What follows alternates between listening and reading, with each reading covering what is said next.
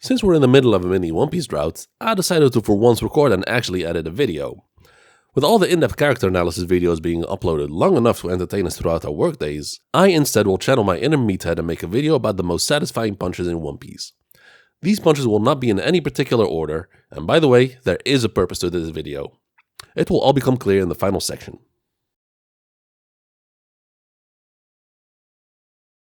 This one is one we're all familiar with. Doesn't need any explanation, but I will anyway. From the moment we met Bellamy, we knew he was all talk and was no match for Luffy whatsoever. He kept on antagonizing Luffy, and waited until Luffy dropped his guard to finally strike. All the while making fun of the idea of dreams and the existence of a sky island.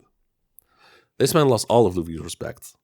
Imagine stooping so low that someone would rather just take a beating than having to engage with you in any way, even if it's self-defense.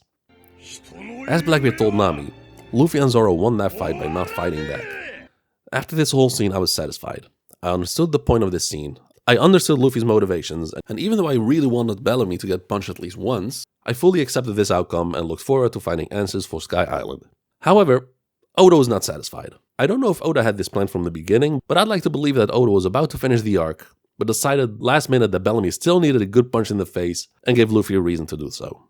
And when it finally happened, oh my god, what a punch that was. After endlessly showing off and bouncing around, talking shit and asking Monkey D. Luffy of all people if he knows how to throw a punch, all the anticipation, all the tension, and all Luffy does is raise his fist. Do I know how to throw a punch? And it just ends instantly and arguably the hardest regular punch Luffy has ever thrown. And yes, harder than the Charlos punch. And it's followed by complete silence. And Bellamy's crew members in complete denial, in complete disbelief, until they realize Luffy is him. This one is much more simple and has more to do with its execution in the anime. I doubt many people will agree, but it's just one of my personal favorites. Marco decided to try and end the war quickly by flying at full speed to save Ace.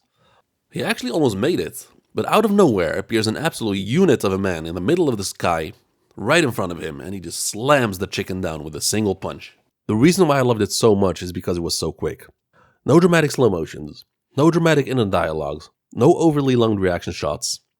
Just a very simple, powerful punch that stopped Marco. This type of execution is the reason why I love Season 1 of One Punch Man so much.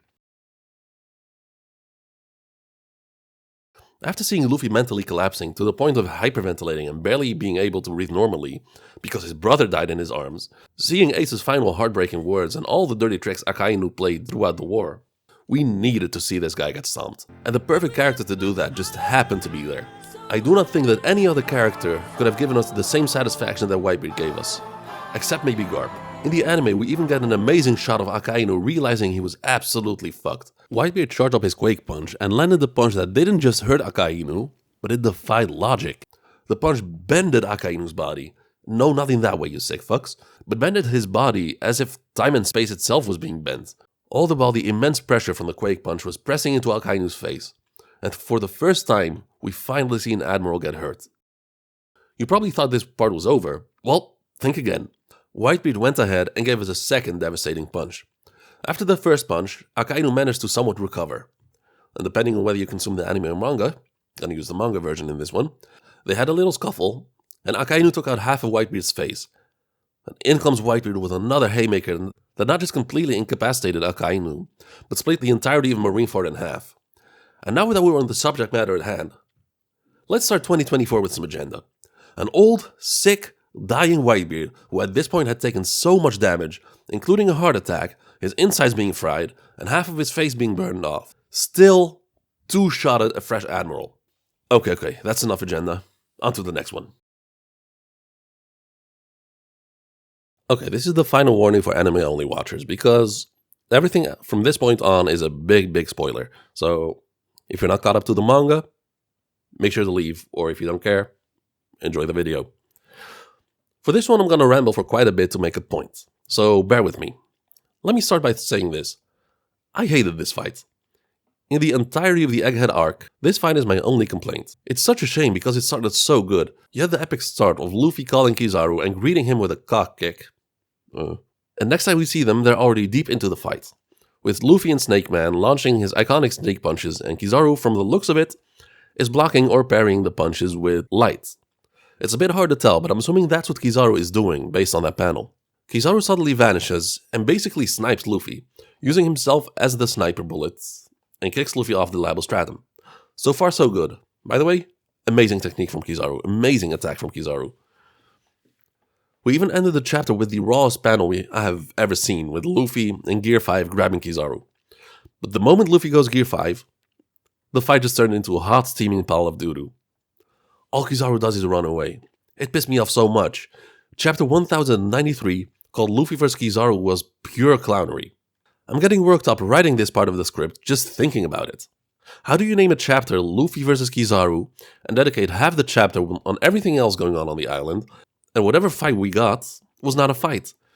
Kizaru tried slashing Luffy a couple times in one panel, and then did nothing but run and stall Luffy.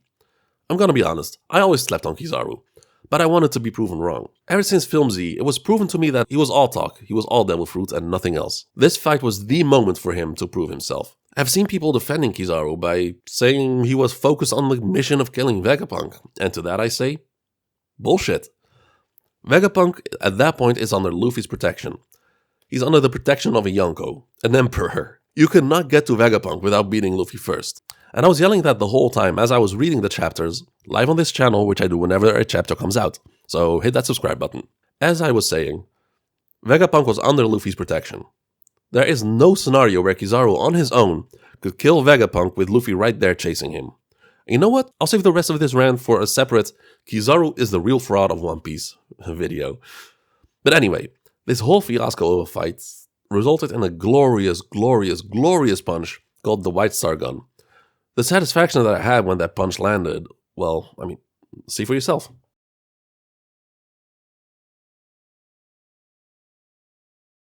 Leave it to me. Wham! So Luffy, I think Kizaru shoots him in the face. And Luffy keeps spinning and spinning. Gomu Gomu no. Fuck yes! Let's go! Oh, I've been waiting for this. Oh, god damn, I've been waiting for this. Oh, this feels good. Oh man, it feels like I'm punching myself. This better wake him the fuck up and fight back. With the exception of the Bajrang gun, this is arguably the most powerful punch ever thrown in the whole series. This one is self-explanatory, so I will keep this one short. I can confidently say that everyone who has watched One Piece will agree that Luffy punching Charlos is the most satisfying punch in the entire series. Some will say the most satisfying in all of anime. I myself am willing to go even further and say I have never seen a punch more satisfying than this one, or even coming close to it. Ever. In any form of media, movie, series, cartoon. This is simply the best and most satisfying punch. There's simply no arguing that for me.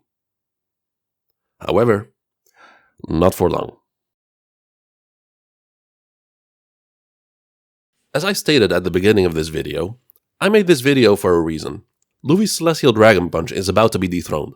At the end of chapter 1103, we left off with Kuma coating his fist in armament hockey and about to hit a devastating punch on J. Garcia Saturn. We just got out of the most heartbreaking backstory I've ever seen.